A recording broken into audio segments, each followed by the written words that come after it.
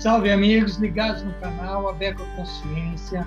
Eu sou o professor Ricardo e hoje nós iremos entrevistar o professor João Manuel Alverinho Dias, da Universidade do Algarve, do Centro de Investigação Marinha e Ambiental, o CIMA. Espero que aproveite, se inscreva no canal, ative as notificações para não perder nenhum vídeo.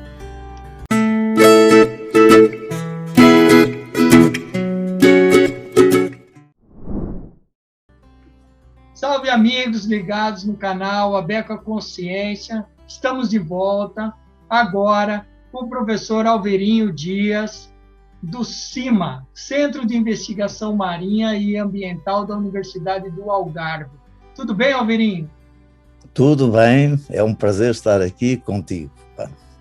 Prazer é meu, prazer é nosso aqui do canal Abeco Consciência, de poder ter você aqui para contar um pouco dessa longa história, essa experiência que você tem, que você acumulou ao longo desses anos, né? E tanto bem para as ciências naturais e geociências já proporcionou. Alverinho, a gente começa então a nossa entrevista pedindo para que você conte um pouco sobre você. Fale um pouco sobre sua carreira, professor. É difícil falar sobre a minha carreira, porque em termos de carreira foi uma coisa muito complicada. Na realidade, eu nunca me preocupei com uma carreira, preocupei-me com objetivos. Eu, nos tempos da faculdade, devido à influência de um professor, o João Telo Pacheco, que na altura foi o único que deu uma disciplina de geologia marinha, foi ele que influenciou todo o meu futuro. Terminado o curso, fui para Angola, para a chamada na altura Universidade de Angola, atual Universidade Agostinho Neto, e ali estive há alguns anos, tentando fazer geologia marinha, o que era quase impossível, mas fomos fazendo o que era possível. Entretanto, é uma coisa que vocês não sabem, mas a geração portuguesa, a geração a que eu pertenço, foi sacrificada porque havia a guerra colonial, a guerra de Angola, Moçambique, Guiné, e nós sabíamos que, enquanto estivéssemos a tirar o curso, tínhamos adiamento da incorporação militar. Quando acabei o curso, eu sabia que ia ser chamado para as Forças Armadas, nunca gostei que mandassem muito em mim e decidi ir para Angola, para a Universidade de Luanda, que não era mobilizado para a Guiné-Bissau, onde as coisas estavam muito más, ou para Moçambique, onde as coisas estavam más. Em Angola estavam muito mais tranquilas. E, portanto, eu decidi ir para Angola, onde as coisas estavam mais tranquilas. Tentei fazer alguma investigação em Angola. Entretanto, fui chamado para a tropa, para as forças militares, fiz a incorporação em Angola e fiz durante quase 2 anos a guerra que havia ali assim. Foi um período difícil, mas extremamente interessante, em que eu aprendi muito. A minha ideia era continuar em Angola. Aliás, os movimentos de libertação, a FNLA, o MPLA, a UNITA, todos eles me disseram que queriam que nós ficássemos lá, mas, devido à guerra civil, não era a altura propícia, de modo que foram eles que sugeriram que eu viesse para Portugal de férias e depois, quando eles arrumassem a casa, eu voltasse. Só que o arrumar a casa demorou décadas. Eu tive a sorte, quando vim para Portugal, de ir para a Direção-Geral de Geologia e Minas, onde havia um núcleo de Geologia Marinha. E foi aí que eu efetivamente comecei a trabalhar em Geologia Marinha. E aí estive há alguns anos. Foi uma experiência extremamente interessante, extremamente válida, porque para fazer geologia marinha a sério é preciso ter acesso a navios, e realmente nós conseguíamos de vez em quando ter acesso ao navio hidrográfico da Marinha, o Almeida Carvalho, e fiz muitos cruzeiros científicos no Almeida Carvalho. Até que, e era uma ideia antiga, decidi fazer o doutoramento. É preciso dizer que, na altura, o doutoramento era quase reservado a pessoal que estava na universidade. E eu, na altura, não estava na universidade. De modo que o doutoramento não me beneficiava em nada, a não ser satisfação pessoal. Mas eu e mais 2 ou 3 colegas dos serviços geológicos decidimos fazer o doutoramento. Aí tive vários problemas, porque a chefia da Geologia Marinha foi contra o meu doutoramento. De modo que eu fiz o doutoramento um pouco à revelia, à noite em casa, mas consegui. Fiz o doutoramento, foi o primeiro doutoramento em Geologia Marinha em Portugal, e depois era preciso abrir perspectivas de futuro. E aí assim tinha vários convites de várias universidades, mas pensando maduramente no assunto, eu podia ir para uma universidade, mas não tinha acesso a navios. De modo que tive um convite do Instituto Hidrográfico para ir para essa instituição, e realmente aproveitei. Aproveitei porque, para fazer geologia marinha, é preciso navios. Os navios portugueses estavam no Instituto Hidrográfico e, portanto, tinha acesso direto aos navios. E isto nunca perdendo a ligação à universidade. Na realidade, foi uma perturbação forte no Instituto Hidrográfico. O diretor-geral da altura, o almirante, quando me levou para lá, disse-me que o objetivo era civilizar o Instituto, e quando ele queria, ele utilizava o termo civilizar com duplo sentido. Por um lado, tornar mais civil o Instituto, que é uma organização da Marinha, mas, por outro lado, dar uma nova cultura ao Instituto. E foi um período conturbado no Instituto, porque eu, juntamente com o meu orientador formal, o Galopim de Carvalho, tivemos a possibilidade, porque na altura foi criado também por a ser o melhor ministro da ciência em Portugal, o Mariano Gago. O Mariano Gago tinha criado o programa dinamizador das ciências do mar. E, portanto, tivemos a sorte de ter um projeto aprovado. Contratámos 7 bolseiros que estavam a acabar o curso, que nada sabiam de geologia marinha. Fui eu que lhes tive que dar a formação e que diariamente iam ao Instituto. Agora tu vê o que é uma instituição militar, em que eles andam todos fardados, todos impecáveis, entrarem por ali assim, umas crianças, digamos, uns jovens, sem sapatos, com calções. Foi uma perturbação grande, mas que conseguimos impor-nos, e durante esses anos que eu estive no Instituto Hidrográfico, consegui criar uma relação bionívoca entre o Instituto e diversas universidades, ou seja, atingi o objetivo. Quando considerei que tinha atingido o objetivo, tive convite de várias universidades, decidi-me pela Universidade do Algarve e para aqui vim e estou satisfeito e fiquei bastante satisfeito. Aí é preciso dizer, porque eu tenho uma carreira, se quiser chamar carreira, bastante complicada. Eu, nos serviços geológicos, tinha aquilo que se chama nomeação definitiva. Eu não sei se no Brasil vocês têm essa terminologia. É aquele estatuto em que nós não podemos ser despedidos. Estamos ali assim, garantias até à aposentação.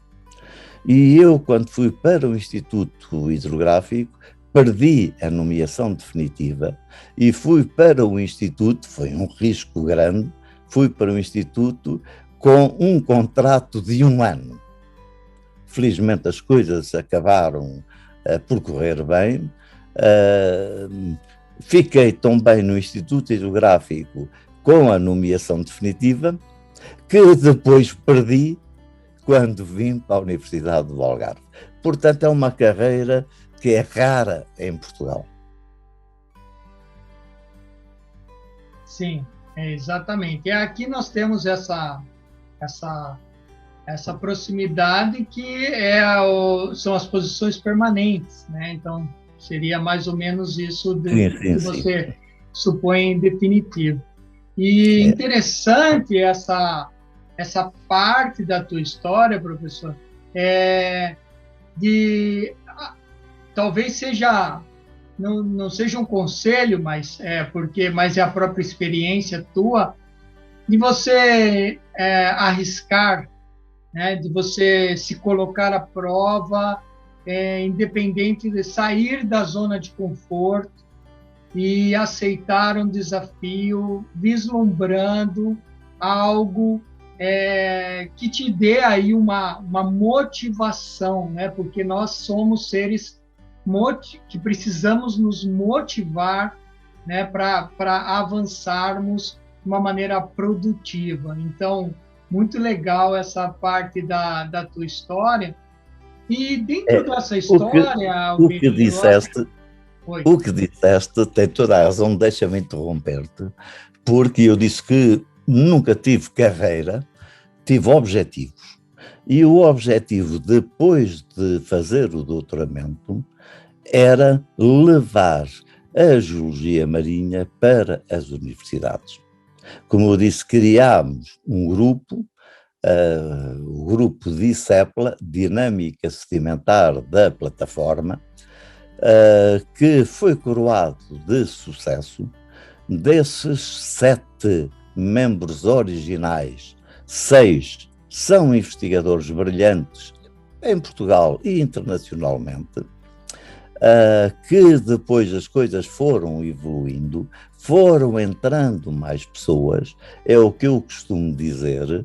Eu tive os meus filhos, que foram esses que entraram no grupo inicial, mas depois tive netos e bisnetos, e muitos deles atualmente, embora continuem imbuídos com o espírito que nós criámos no DISEPLA, já nem sequer me conhecem, pá. Mas isso é a vida, pá, e isso demonstra que estivemos na criação do grupo e na integração da geologia marinha nas universidades. Aliás, na altura, eu estive integrado no grupo que criou o primeiro mestrado do mar na Universidade de Aveiro e logo a seguir na Universidade do Algarve e depois na Universidade de Lisboa. Ou seja, eu estive associado à criação dos primeiros mestrados em Ciências Marinhas em Portugal. Portanto, aquilo que sempre me motivou foram os objetivos e não a carreira. Legal. E as 3 instituições que você citou, tanto o Algarve, quanto o Aveiro, quanto a Universidade de Lisboa, são referências mundiais em ciências do mar, né? Então, mostrando aí o papel fundamental do profissional, do professor, do multiplicador, né? no avanço da ciência. Então, eu sei, inclusive, da tua importância aqui para nós, no Brasil, e a gente vai discutir um pouco sobre isso, dessa sua longa interação com grupos brasileiros, ajudando na formação, conversando, aconselhando, dando direcionamentos. Eu também sou prova disso. Mas antes da gente avançar para esses temas, Alberinho, dentro dessa tua carreira, houveram muitas pessoas que te influenciaram positivamente, né? Mas eu queria que você destacasse algumas pessoas que influenciaram, professores, pesquisadores que te influenciaram positivamente, né? Então, o intuito dessa pergunta é a curadoria da memória científica.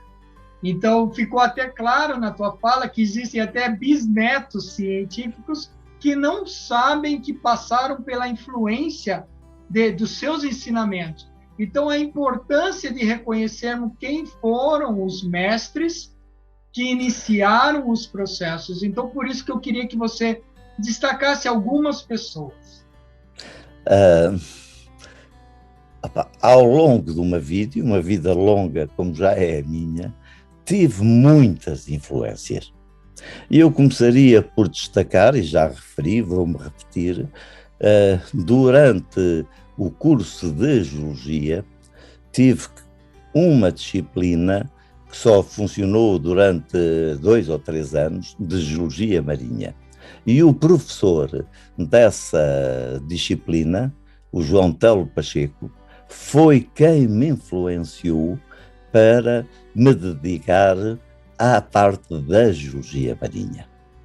Depois disso, tive muitas influências, e eu destacaria nos serviços geológicos o meu chefe, o Hipólito Monteiro, que tinha feito o mestrado nos Estados Unidos e que realmente me ensinou muito.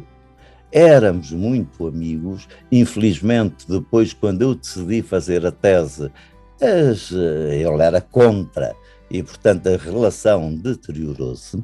Mas depois tive muitos. Um deles foi quando estive nos Estados Unidos. São 2, o Charles Nitrauer, o Chuck Nitrauer, que me influenciou, abriu-me os olhos para a investigação internacional. E um outro que ainda teve mais influência, que foi o Warren Pilkey. Warren Pilkey, que me alertou, ou que me abriu os olhos para a existência de Ilhas Barreira. Aliás, quando eu estava na Carolina do Norte, na Duke, eu fui com ele e com os alunos dele a visitar algumas Ilhas Barreira. E eu disse, isto é muito interessante, mas nós em Portugal, no sul de Portugal, na Ria Formosa, temos também coisas parecidas, portanto devem ser Ilhas Barreira. E ele disse que era impossível, porque as Ilhas Barreira só podem existir em regime de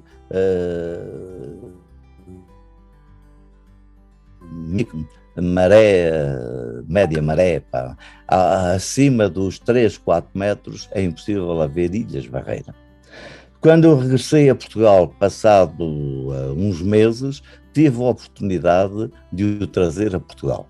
E fui-lhe mostrar a Ria Formosa, no Algarve, e aí ele rendeu-se. Eram efetivamente Ilhas Barreira, e isso deu várias publicações internacionais sobre o assunto. Portanto, Warren Pilkey influenciou muito, mas foram muitas as influências, inclusivamente os doutorandos. Os doutorandos são mestres também para nós. Eu lembro aqui, já há muitos anos, estava em Bordeaux com um amigo meu, o Mike Collins, e estávamos a jantar e ele estava aborrecido, estava chateado. Estava chateado porque tinha vindo umas provas de doutoramento de um doutorando dele e, quanto a ele, a tese, o doutoramento não era nada de especial. E disse-me uma coisa que nunca mais me esqueci. Disse-me ele, foi um doutoramento, não aprendi nada com aquilo. E isso é aquilo que nós devíamos ter sempre presentes. Quando nós temos um doutorando, nós vamos aprender muito com ele. Se nós não aprendemos nada com o doutorando, é porque o doutoramento não é bom. Portanto, as influências que eu tive ao longo da minha vida foram muitas e continuo a tê-las.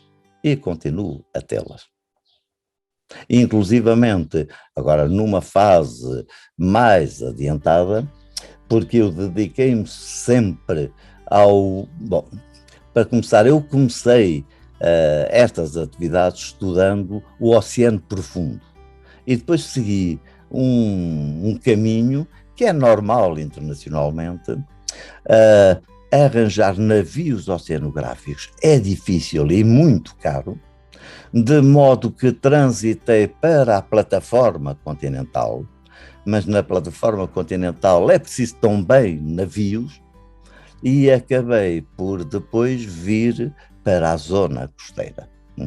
Portanto, foi todo uma evolução, e acabei na zona costeira, e durante muitos anos, como eu costumo dizer, andei muito preocupado para saber o que é que acontecia ao grãozinho de areia que estava na praia, como é que ele se deslocava, para onde é que ia, de onde é que vinha, etc. Mas depois, a certa altura, comecei a perguntar-me, pois, e no meio disto tudo, o homem? O que é feito do homem? E aí fiz uma outra abertura de espírito e comecei a interessar-me muito pelas atividades humanas, pelas interações entre o homem e o meio ambiente. Aquilo que, e já temos casos desde o século XIX, de pessoas que se preocupavam com essas interações entre o homem e o ambiente, e os geógrafos, os geólogos, sempre se foram preocupando com isso, mas nunca houve colaboração das ciências humanas. Não estavam interessados nesse assunto, estavam mais interessados no estudo das ordens monásticas, das ordens militares e coisa parecida, de modo que eu tive durante muitos anos dificuldade em encontrar alguém das humanas que conseguisse, que eu avançasse nessa linha. Finalmente consegui primeiro uma doutoranda, a Rosário Bastos, de História, e depois a seguir a Joana Freitas, também de História, e conseguimos fazer parcerias que nos permitiram aprofundar-se entre o homem e o ambiente.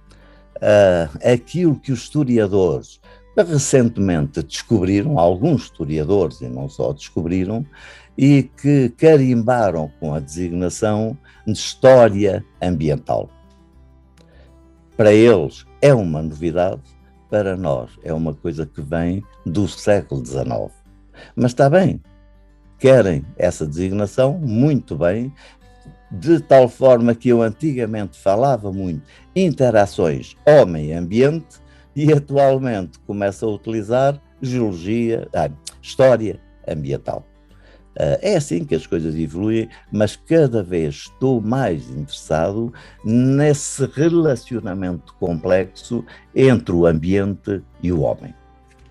Joia, Alberinho. E esse é o tema da nossa próxima questão, né? Mas, assim, você falou que, primeiramente, você acabou indo para o oceano mais profundo e depois foi ficando cada vez mais raso até o mapeamento da plataforma e depois da zona costeira e agora as relações com o homem, né?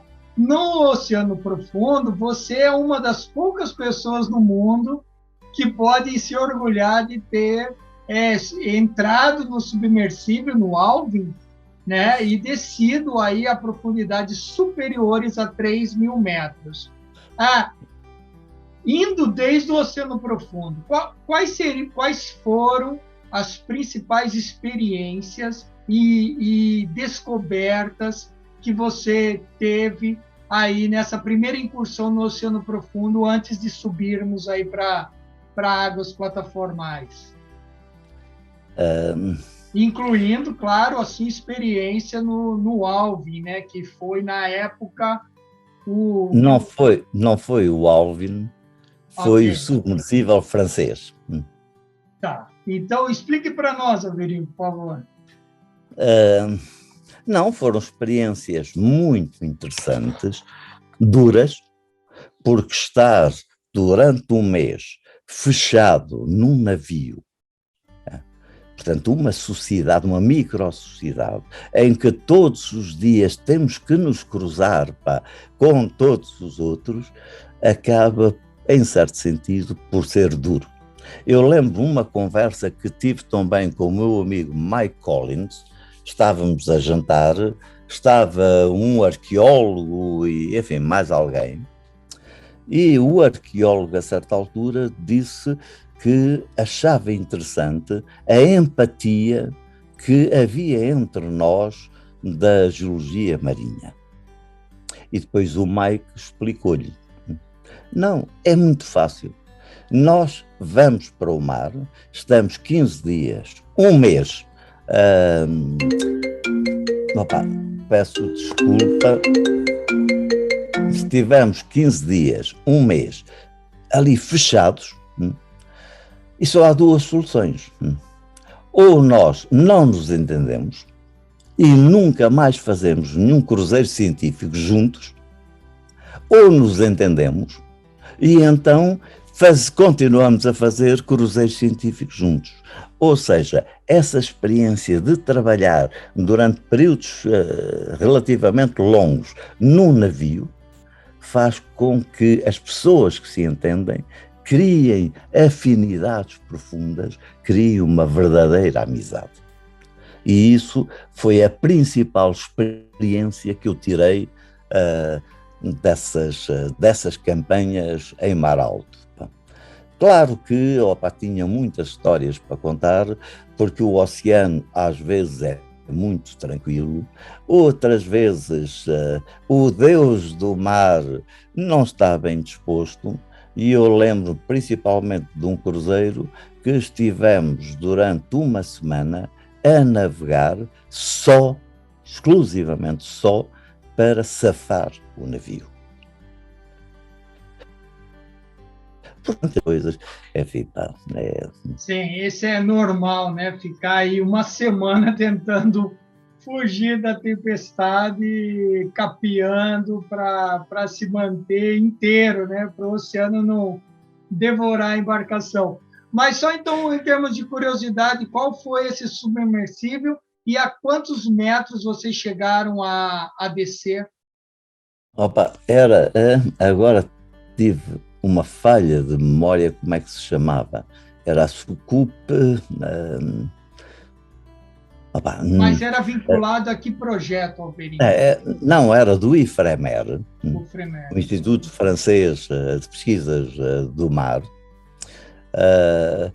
E essa foi uma das coisas que me impressionou, que nós vemos fotografias e está tudo, eles são amarelos, e está tudo muito bem arranjadinho e tudo. Mas depois, quando é preciso arranjar qualquer coisa e tiram a cobertura amarela, a gente deita as mãos à cabeça, porque aquilo está tudo preso com fios, aquilo são protótipos, de modo que arrepiam um bocado quando nós pensamos, e é nisto que eu vou lá para baixo.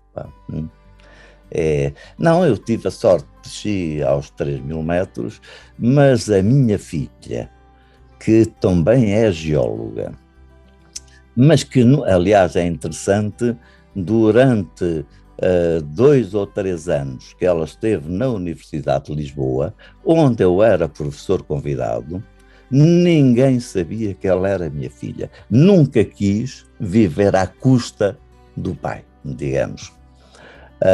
Tanto mais que escolheu uma área, a mineralogia, que em princípio não tinha nada a ver com o mar. Só que o orientador dela de doutoramento, mestrado e depois de doutoramento, o meu amigo Fernando Barriga, tinha um projeto que, enfim, em que eu o meti sobre as exudações hidrotermais, os black smokers e companhia. Né? E o Fernando Barriga desafiou-a para trabalhar no assunto. De modo que ela, que não queria ligações mais próximas com o pai, acabou por trabalhar numa área semelhante à do pai. E ela, sim, ela acabou por mergulhar aos 4.000 e tal metros. Pá. Portanto, aí venceu-me. Pá. Ou seja, ultrapassou, né? Então, É verdade. Está certo, Alverinho, muito bem. Hoje em dia, quais são as principais áreas de atuação? As suas principais áreas de atuação? Pois, eu, como sabes, estou aposentado há alguns anos, deixei de fazer trabalho de campo, é raro fazer trabalho de campo, não faço trabalho de laboratório, mas o conhecimento acumulado e a experiência faz com que eu participe em vários trabalhos de pessoal mais novo. E aí continuo a dar a minha contribuição, julgo que válida, naquilo que trabalhei ao longo destes anos. Atualmente estou muito mais interessado nas influências entre o homem e o ambiente.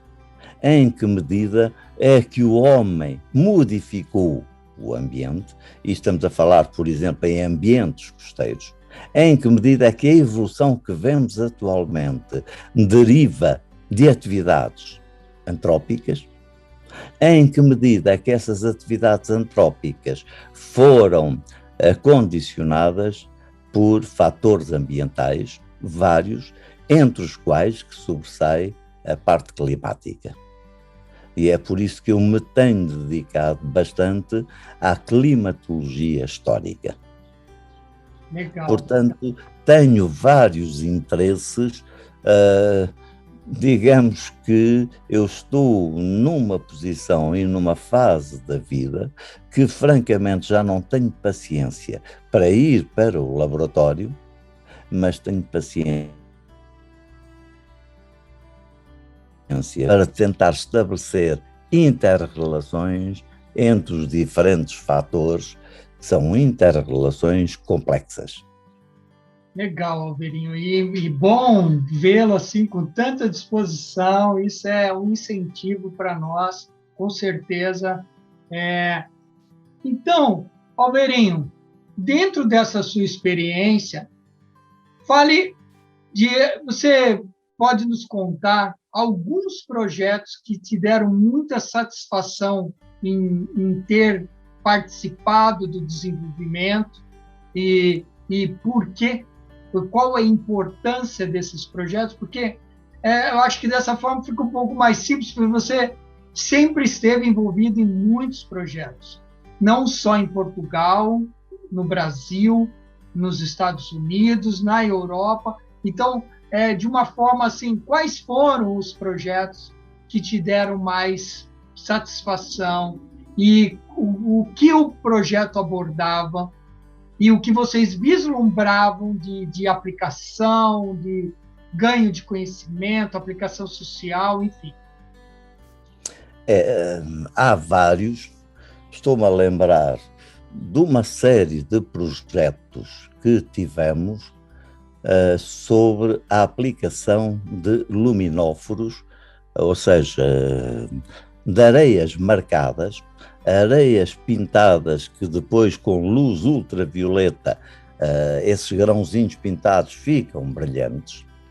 É uma técnica antiga, mas que nós, nos anos 80, 90, recuperamos. Internacionalmente foram 2 instituições a recuperar essa técnica, a Universidade de Bordeaux e nós, e foi de resultados muito bons. Conseguimos quantificar o transporte sedimentar e a forma como o transporte era feito ao longo da praia. Claro que eram projetos que envolviam muito equipamento e muito risco.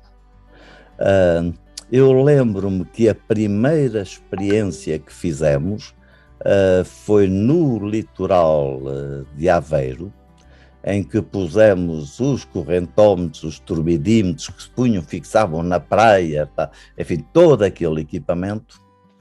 Só que a agitação na costa oeste portuguesa não é brincadeira. Comparado com o Brasil, no Brasil, normalmente, quando a onda significativa é superior a 2 metros, estão em situação de temporal. Isso só para comparar, na costa oeste portuguesa, só se considera que há temporal quando a onda significativa ultrapassa 4 ou 5 metros. Nós fizemos essa experiência, acabámos por, felizmente, não perder nenhum equipamento, mas vimos que era impossível continuar as experiências ali. E foi essa uma das razões porque nos deslocámos para o Algarve, onde a energia da onda é muito mais moderada.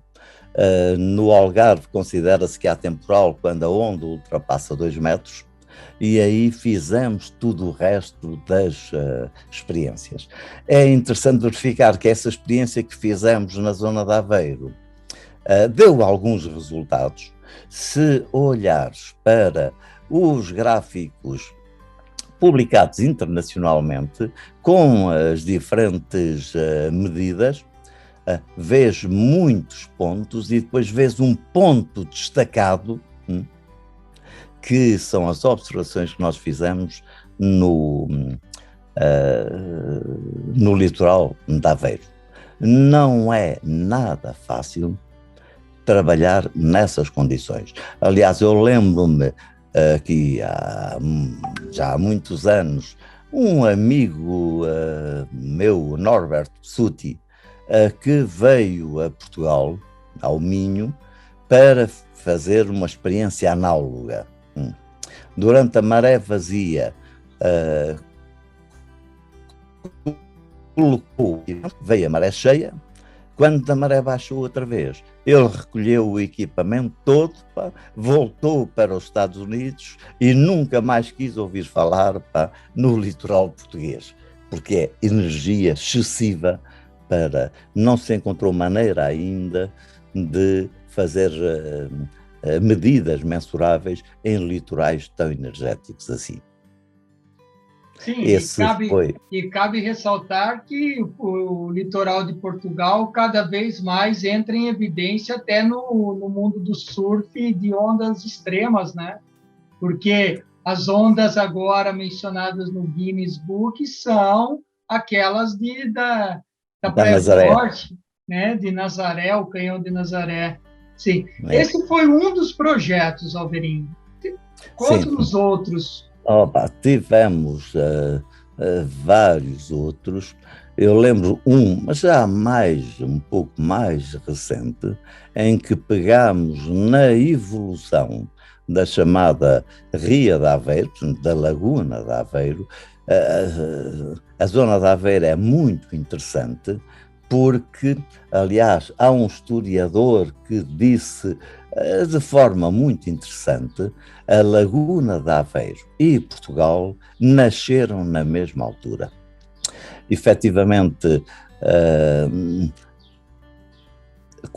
no século XI, XII, toda aquela zona de Aveiro correspondia a uma grande baía com um golfo, portanto era mar aberto, e foi a partir do século XI que houve o crescimento de uma restinga arenosa que no século XVIII acabou por fechar todo esse golfo, criando a Laguna de Aveiro, a Ria de Aveiro. Nós, portanto, em colaboração com pessoas da história, conseguimos definir a evolução de toda aquela região, utilizando aquilo que nós normalmente utilizamos, os testemunhos sedimentares, a análise geomorfológica, etc., essas coisas todas, mas também a diferente documentação medieval. Aí, assim, é de ressaltar a descoberta da Rosário Bastos, que na documentação viu que quando havia referências a propriedades no litoral, havia duas expressões. Uma delas era in ripa maris, ou seja, próximo do litoral, próximo do mar, in propre litus maris, ou seja, mesmo no litoral. E pegando essas referências, conseguimos desenhar o contorno do que seria essa baía no século XII, XIII, XIV. E, portanto, conseguimos definir bem essa progressão. Depois, continuando, e é uma das coisas que me interessa muito, é a climatologia histórica, conseguimos, de certa forma, correlacionar o crescimento da restinga com as fases climáticas, as diferentes fases climáticas. Claro que no meio disto é um assunto complexo, porque há influência humana. Aí, enfim, eu posso dizer que quando não havia ainda Portugal, a península, tu sabes, estava ocupada por muçulmanos, pelos mouros. Os cristãos tinham vindo até ao Rio Douro. É certo que havia incursões dos cristãos no mundo muçulmano, incursões dos muçulmanos no mundo cristão, mas digamos que a fronteira era o Rio Douro. O que fez com que na zona entre Douro e Minho, o Minho é um rio mais ao norte, a vibração populacional. Estávamos numa fase climática que permitia, uma fase climática mais ou menos, que permitia o crescimento demográfico. Ou seja, havia uma sobrepopulação entre o Douro e o Minho. E tu sabes, mais população quer dizer mais necessidade de comida, ou seja, mais desflorestações para criar campos agrícolas.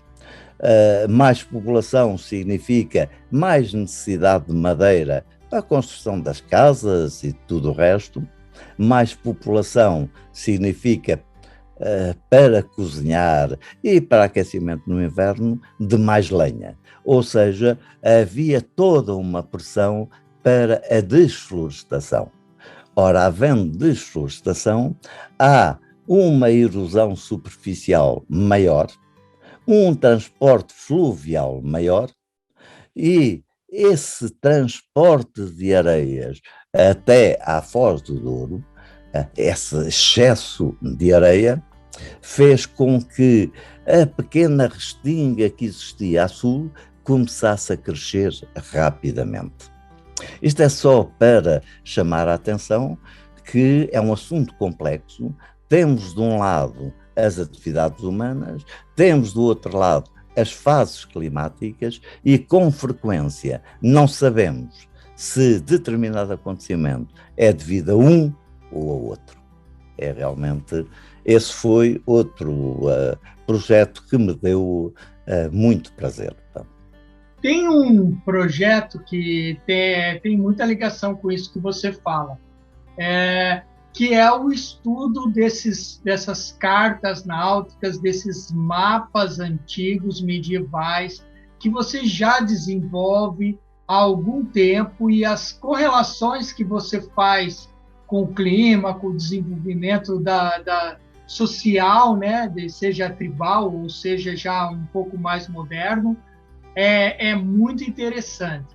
Inclusive aqui para o nosso litoral brasileiro, né, que foi com você que eu aprendi uma vez uma praia importante aqui no Nordeste para o surf, que é a praia do Titanzinho, né, em Fortaleza. Ela recebeu o nome por conta de uma draga, que era a draga, o Titã, e depois mudou. Não era draga, era o guindaste que punha as pedras para... Era o guindaste, o Titã, né? Então, explica um pouco desse projeto de como você busca esses mapas, quais seriam aí as fontes e dessa relação do antigo para entender o presente e projetar coisas futuras, previsões futuras, ainda mais que nós estamos num momento de exceção mundial, que é a pandemia do Covid, do coronavírus, né? Mas que nós temos aí a ameaça direta das alterações climáticas, das mudanças climáticas, que isso já está impactando grandes cidades e vai afetar a economia. Como você falou, mais pessoas no mundo, mais necessidade de alimento, mais necessidade de desflorestar para abrir campos. Então, esse seu olhar histórico, geológico, nessa visão é muito interessante. Eu gostaria que você compartilhasse um pouco disso aqui com o canal Aberto à Consciência. Sim, com certeza, mas se me permites, já que falaste no Titã, um doutoramento, e eu pego nas palavras do Mike Collins, um doutoramento só é bom quando nós, orientadores, aprendemos alguma coisa ou muito com esse doutoramento, com esse doutorado. E aí eu quero ressaltar o Davis Pereira de Paula, que está em Fortaleza, está no Ceará, que a tese que ele fez, eu considero que foi uma das melhores teses que eu orientei. Eu realmente aprendi muito, muito com ele. É certo que eu tinha começado a trabalhar em Fortaleza uns anos antes. Tivemos a possibilidade de fazer uma experiência para estudar a circulação ali assim na Baía do Mucuripe, e depois apareceu o Davis, queria fazer o doutorado e realmente aproveitámos, conjugámos esforços e obtivemos muito, muito bons resultados. Já agora que se estava a falar no Titã, e tu deves saber isso, o Titã tentava evitar o assoreamento da Baía do Mucuripe, mas não conseguiu isso. A difração da onda na ponta do molho do Titã transportava a areia fina para a Baía do Mucuripe, para o porto, e havia que eliminar ou que abrandar a quantidade de areia que chegava ao Titã. E então construíram um espigão, um pequeno espigão transversal na base do Titã. E como é que se chamaria esse espigão? Se estava na base do Titã e era pequenino, é o espigão do Titãzinho. Pá. Não, foi muito interessante. Obtivemos muito bons resultados. Eu tenho a sorte da maior parte dos doutorados que fiz terem sido muito bons e terem, passados estes anos, dado investigadores de craveira internacional, e isso satisfaz-me realmente muito. Certo. Outro projeto que você teve envolvido bastante eu acho, é o projeto Orla, o projeto de gerenciamento e gestão das zonas costeiras, em que houve uma grande troca de informações entre Brasil e Portugal, para que nós aqui pudéssemos desenvolver o projeto Orla, e aí envolve vários pesquisadores que trabalharam consigo aí ativamente. Qual foi a sua experiência? Quais os resultados práticos que vocês buscavam alcançar? Obviamente que um projeto nessa envergadura depende da gestão pública, depende dos órgãos, das instituições, não é? Mas, assim, existe aquele objetivo, o Sim. objetivo do pesquisador. Então, o que era o projeto, quais eram os objetivos que vocês buscavam e como foi essa interação Brasil-Portugal e mais os outros países que eventualmente contribuíram? Eu, no projeto Orla, tive só participações laterais, digamos. Nunca estive profundamente envolvido no projeto Orla. Tive algumas participações e que foram muito interessantes. Por outro lado, a minha colaboração com outros pesquisadores brasileiros que estão muito envolvidos no projeto Orla levaram-me a que eu participasse também de alguma forma no projeto Orla. Parece-me que é um projeto muito interessante, embora o Brasil, e agora eu peço que me perdoem por ser crítico, o Brasil tem um instrumento excepcional para o gerenciamento costeiro, que é aquilo a que chamam os terrenos de marinha. Tal como nós temos em Portugal, nós chamamos o domínio público marítimo, que por definição é uma zona non edificandi. Se em Portugal, e enfim, resultado dos esforços de várias pessoas, se tem uma zona continua non edificandi, ou seja, uma zona de proteção do litoral, havendo muitas áreas em que foi alargado, eu vejo, infelizmente, no Brasil, que a definição de zona non edificandi é teórica. E, na realidade, nós vamos aos terrenos de marinha e estão cheios de construções. É uma pena não se valorizar esse instrumento, que era um instrumento extremamente potente. Eu sei que no Brasil, tal como em Portugal, existe uma pressão muito grande das populações locais, das autarquias, dos municípios, para ocuparem o litoral. E o que eu vejo no Brasil é que os governos, o governo estadual, o governo central, não consegue evitar que haja essa ocupação. Em Portugal, felizmente, na maior parte dos casos, tem-se conseguido travar isso. é uma coisa que o Brasil deveria fazer, essa é a minha opinião, era tentar valorizar e reativar a definição dos terrenos de marinha. Desculpa, pá, eu sei crítico, mas eu sinto-me meio brasileiro, como tu sabes, pá, de modo que acho que tenho alguma liberdade para ter algumas críticas pequeninas. Pá.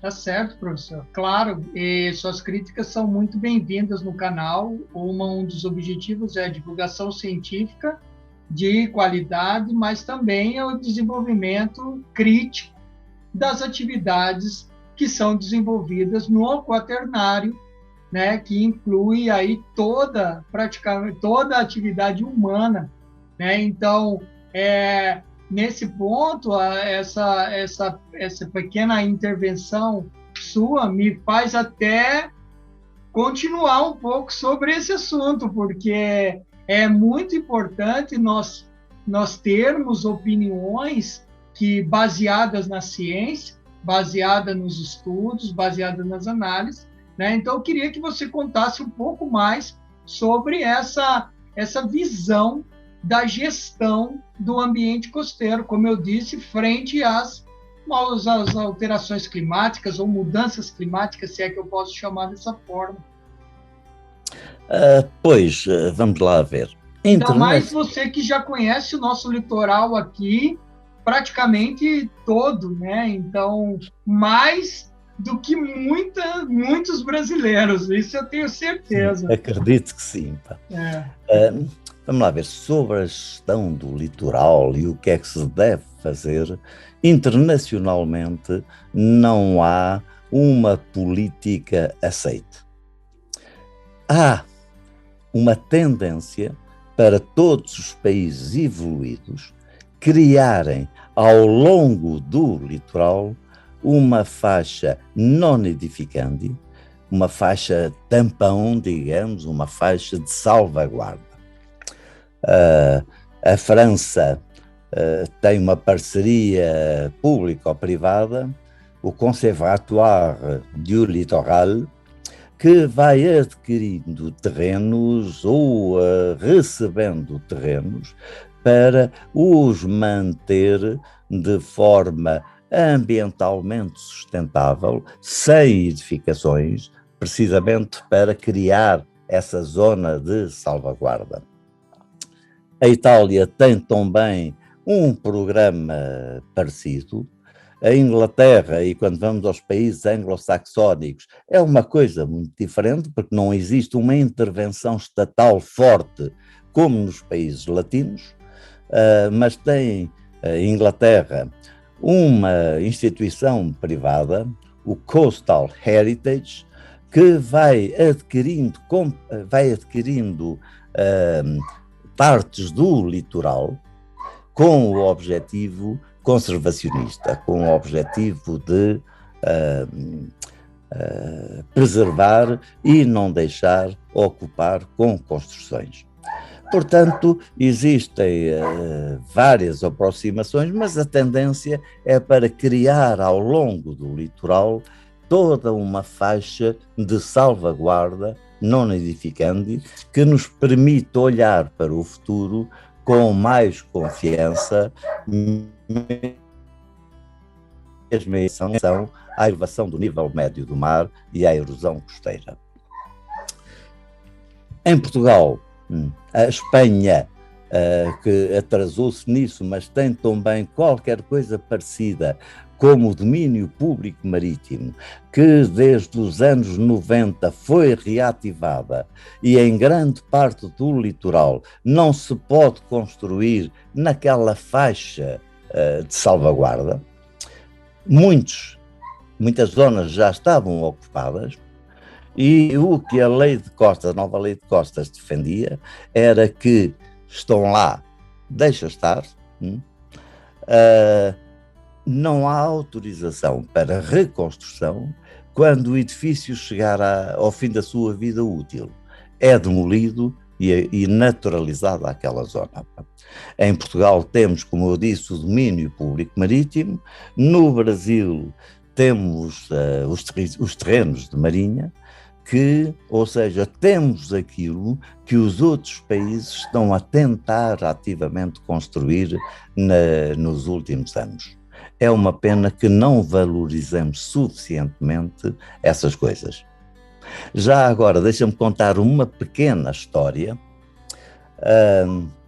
Como eu disse, em Inglaterra, o Coastal Heritage tem vindo a comprar vastos setores do litoral, com o sentido de os conservar. Eu lembro-me de ter visitado um desses setores e que tem uma história interessante. Era uma zona onde o gado ia pastar, ou seja, as dunas, isso é preciso dizer, as dunas de Inglaterra são muito diferentes daquelas que nós conhecemos. A umidade, a pluviosidade é muito elevada, de modo que as dunas estão cheias de vegetação. De modo que o gado ia para ali pastar e pisoteava aquilo e tal. Quando o Coastal Heritage comprou aquela zona, proibiu qualquer atividade ali assim. Aliás, foi vedado, ninguém podia ir para lá, as dunas estavam sozinhas, estavam no seu ambiente natural. Passados uns anos, foram fazer a avaliação e viram que as dunas estavam mortas. Isto é, estavam todas cobertas de vegetação, não havia um grãozinho de areia que fosse transportado pelo vento, ou seja, tinham deixado de ser dunas. E então o Coastal Heritage fez uma parceria com a Marinha de Sua Majestade e naquela zona realizaram um desembarque de fuzileiros, aqueles exercícios de guerra, e os fuzileiros entraram por ali adentro a pisar tudo com morteiros, com explosões e tal. E o Coastal Heritage foi depois fazer a avaliação e verificou que as dunas tinham voltado à vida. E é por isso que é muito interessante, atualmente, quando visitamos essa zona, ao contrário do que acontece em Portugal, que se diz não pisar as dunas, não proteger ao máximo as dunas, nessas zonas geridas por Coastal Heritage, tem cartazes em que dizem: volta a ser criança, rebole pela duna abaixo, pisoteia, para manter os corpos dunares ativos. Isso mostra um bocadinho como muitas vezes é difícil gerir de uma forma sustentável uma zona costeira. Sim, e lembrando que manter os corpos sedimentares ativos significa manter o balanço sedimentar aí num equilíbrio dinâmico, né? Então, e mesmo na parte ecológica. E mesmo na parte ecológica. O sedimento, há um déficit sedimentar. Então, muito interessante, realmente a complexidade, não se dá para fazer gestão olhando apenas para uma direção, né? É um tema muito complexo, né? Alverinho, o Portugal está bem avançado na questão do alargamento, do reconhecimento da plataforma jurídica, né? Que é o MPC, que é fruto aí daquele início da nossa entrevista que você fala das incursões da geologia marinha. Então, a gente ouve notícias, lê e tal, vê que a plataforma, que a Zona Econômica Exclusiva de Portugal, a nossa dita Amazônia Azul, no caso brasileiro, em Portugal ela chega a ser 5, 6, 7 vezes maior do que o continente emerso, né? Então, tu tem alguma informação para nos falar sobre esse programa de alargamento, de extensão da jurisdição? Houve um grupo de trabalho que foi criado e que fez um trabalho bastante relevante sobre o assunto. A candidatura foi apresentada às Nações Unidas, está-se à espera de decisões, mas continua-se a trabalhar no assunto. E, efetivamente, temos probabilidades muito elevadas de a plataforma continental jurídica ser fortemente alargada, o que torna Portugal um país essencialmente marinho, na tradição dos séculos anteriores. Efetivamente, a maior parte da extensão de Portugal está submersa. E é isso que atualmente há tendência para valorizar aquilo a que nós chamamos a economia azul, ou seja, valorizar todas as atividades que podem extrair recursos económicos da zona submersa. Isso é um processo que me parece que vai ter bons resultados.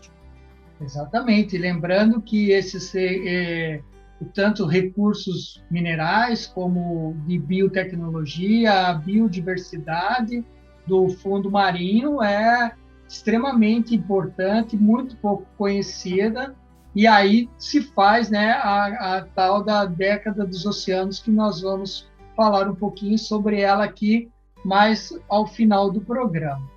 Pois, sobre isso, a extensão da plataforma continental jurídica é importante porque, como sabes, Portugal tem a sua zona económica exclusiva, que não está ligada à da Madeira, a qual, por sua vez, não está ligada à dos Açores. Com a extensão da plataforma continental, todos essas ilhas portuguesas acabam por ter, no domínio submerso, uma ligação contínua ao continente. E isso, incluindo as selvagens, né? Incluindo as ilhas selvagens. Pois, aí é verdade, mas como tu sabes, essas coisas nunca são simples. Como tu sabes, existe um conflito entre Portugal e Espanha sobre as ilhas selvagens.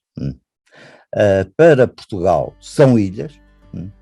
Aliás, tem atualmente um guarda lá em permanência que é revezado e tal. Sim, um par. Para os espanhóis, não são ilhas, são rochedos. E para aí, assim, de 2 em 2 ou 3 em 3 anos, isto não causa nenhuma perturbação nas relações entre Portugal e Espanha. Mas nestas coisas, de 2 em 2 ou 3 anos, os espanhóis mandam uns aviões sobrevoar as selvagens. E Portugal protesta. E depois, pronto, fica tudo outra vez na mesma. Mas é só sobrevoar para quê? Só para reconhecer? Não, para demonstrarem que aquilo são rochedos, não são ilhas e, portanto, não são Portugal. Entendi. Porque então, eles passariam pelo... Teoricamente, os aviões estariam passando por território português que eles não reconhecem como território português. Precisamente. Como águas, e reconhece como águas internacionais, então. Pois, não, porque aquilo pertenceria às Ilhas Canárias. Às Canárias. De modo que não causa problemas nenhuns, mas nestas coisas da política internacional, estas coisas são assim, volta e meia, há uma chamada de atenção só para avisarem que o assunto não está morto. Entendi. Entendi. Interessante. Atualmente no domínio da União Europeia, não faz sentido. Não faz qualquer sentido. Mas mesmo assim, os espanhóis, para aí de 3 em 3 anos, lá criam esse incidente diplomático para dizer, atenção, que o assunto não está resolvido. É assim. Ok. Alverinho, você ainda, apesar de reformado, né, você ainda continua na atuação no Centro de Investigação Marinha e Ambiental, né? Sim. Da Universidade do Algarve. E, com certeza, ele foi, vamos dizer assim, o centro foi substituindo as chefias e tal. Então, no nosso canal, nós temos aí um público, uma parte do público do nosso canal é uma parte mais jovem.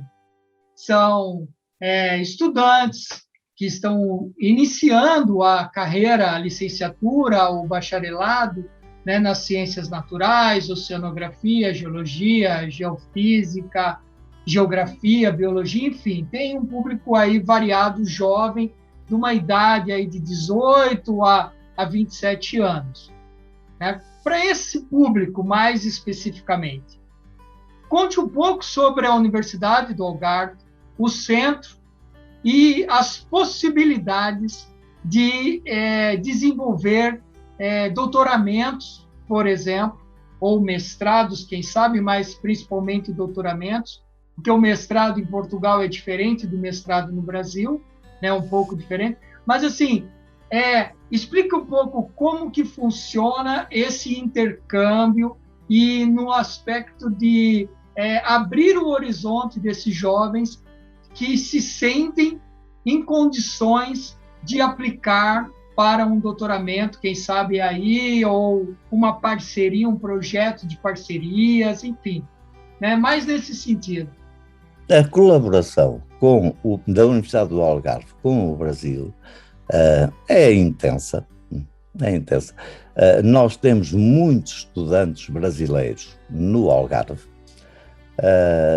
A situação atualmente é diferente de quando eu estive profundamente envolvido no assunto, mas desde final do século passado, princípio deste século, eu tentei estabelecer parcerias no que se refere à formação universitária com universidades brasileiras. Uma das primeiras, e eu não sei se estavas lá na altura, foi com a Univali. E criámos um sistema em que os estudantes da Univali eram recebidos na Universidade do Algarve como se fossem alunos da universidade, e os do Algarve podiam ir para a Univali e eram lá estudantes da Univali. Foi um processo. Eu acho que isso começou mais ou menos entre 99 e 2000. Foi por aí assim. Porque foi praticamente meu último ano de universidade, e eu lembro de algumas pessoas irem para falarem que estavam indo para o Algarve, e 3 alunos do Algarve vieram para Itajaí. Então, acho que foi isso, 99, 2000, porque depois eu saí da Univali, e aí eu tomei outros rumos, então eu não sei como que ficou. Mas, foi por aí. Eu e o Fernando Dilo conseguimos criar esse sistema, e depois foram criados mais alguns. A certa altura, com a USP, com o Michel Mikhailovich de Maíques, criámos um esquema de doutoramento que seria apoiado pela União Europeia, pois que envolvia também a Espanha, e estava tudo preparado, mas infelizmente, devido à inação do reitor, do então reitor da Universidade do Algarve, acabou por não avançar. Foi uma pena. De qualquer forma, essa abertura da Universidade do Algarve para receber estudantes brasileiros é muito grande. Aliás, eu posso dizer que parte substancial dos alunos da Universidade do Algarve, principalmente na pós-graduação, são alunos estrangeiros, ao abrigo do programa Erasmus, do Erasmus Mundus, enfim. Essa mobilidade de estudantes. Portanto, existem muitos estudantes brasileiros aqui no Algarve. Que ótimo. É bom essa oxigenação de ideias, de culturas e da ciência, né, para progredirmos com pontos de vistas diferentes, experiências diferentes. Alverinho, eu tenho que te agradecer novamente por essa entrevista. sempre uma satisfação poder conversar com você. E Prazer foi meu. também tenho que agradecer ao público que tem nos acompanhado aqui no canal Abeco a Consciência. Então, se você está ligado no canal, se inscreva, ative as notificações, dê um like se gostou da entrevista, se está gostando da entrevista, porque isso fortalece o canal e ajuda a gente a sempre continuar. Lembrando que esse é um canal de divulgação científica, exclusivamente não, mas é gratuito, disponibilizado no YouTube, certo? Então, para a gente chegar na parte final da nossa entrevista, Alverinho, eu queria que você falasse sobre a década dos oceanos. Lembrando que ano que vem, 2022, nós iremos sediar aqui na Universidade Federal da Bahia, em parceria com a Universidade Federal do Sul da Bahia, o 18º Congresso da ABEQUA, da Associação Brasileira de Estudos do Quaternário. Será em Porto Seguro, a nossa terra do descobrimento, né? E convidar a todos para participar. E o tema do congresso é a década dos oceanos. Então, eu peço para que você fale um pouco sobre a sua impressão sobre a década dos oceanos da ONU. É extremamente importante qualquer coisa que continue a chamar a atenção e a despertar o interesse pelos oceanos, é absolutamente essencial. É preciso recordar que parte substancial do oceano não está ainda devidamente cartografada. Esse é só um aspecto, mas há eu diria que o futuro da humanidade está nos oceanos. Provavelmente é nos oceanos que estão os principais recursos minerais que vamos utilizar no futuro. É nos oceanos que estão as novas moléculas que vamos usar em medicina. É um manancial inesgotável de riqueza que nós temos que conhecer bem para explorar devidamente. É muito bom que cada vez se fale mais dos oceanos, e aí deixa-me ser um pouco politicamente incorreto. Muitas vezes vemos ditos especialistas em oceano, que pouco ou nada conhecem do oceano. Não interessa, é bom que se fale do oceano, porque depois os especialistas estão cá para darem o seu contributo válido. Isso faz-me lembrar um pouco que se fala do clima. Se tu vires, toda a gente fala do clima, toda a gente quase é especialista em clima, apesar de não haver uma definição científica apropriada para o clima. Ou seja, ninguém sabe verdadeiramente o que é o clima. Claro que há as normais climáticas que pretendem retratar o clima. Mas as normais climáticas são muito contestadas, até porque foram definidas final do século XIX, princípio do século XX, quando havia a percepção de que havia um clima normal, com flutuações, mas havia um clima normal. E por isso é que se chamam normais climáticas. Sabemos hoje que não há clima normal, o clima está sempre a variar. Fala-se com excessiva ligeireza em clima. E claro que quando eu falo em clima tem tudo a ver com os oceanos. Os oceanos são uma parte absolutamente fundamental do sistema climático terrestre. Portanto, quanto mais conhecermos o oceano, melhor conheceremos o clima, melhor conhecemos o mundo que coabitamos. Isso é absolutamente fundamental. Bacana, Alverinho. Bacana. E para finalizarmos, deixe uma mensagem, então, para o nosso público aqui do canal Aberto à Consciência.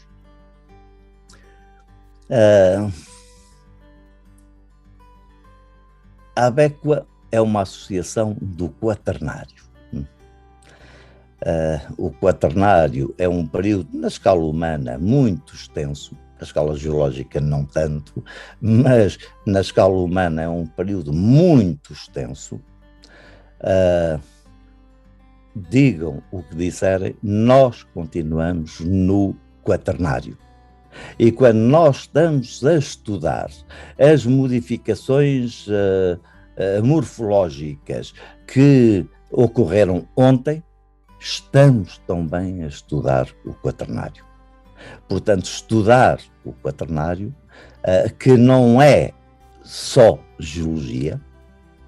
Para estudar bem o quaternário, temos que ter em devida conta todos os diferentes fatores, biológicos, químicos, físicos, mas também humanos e sociais.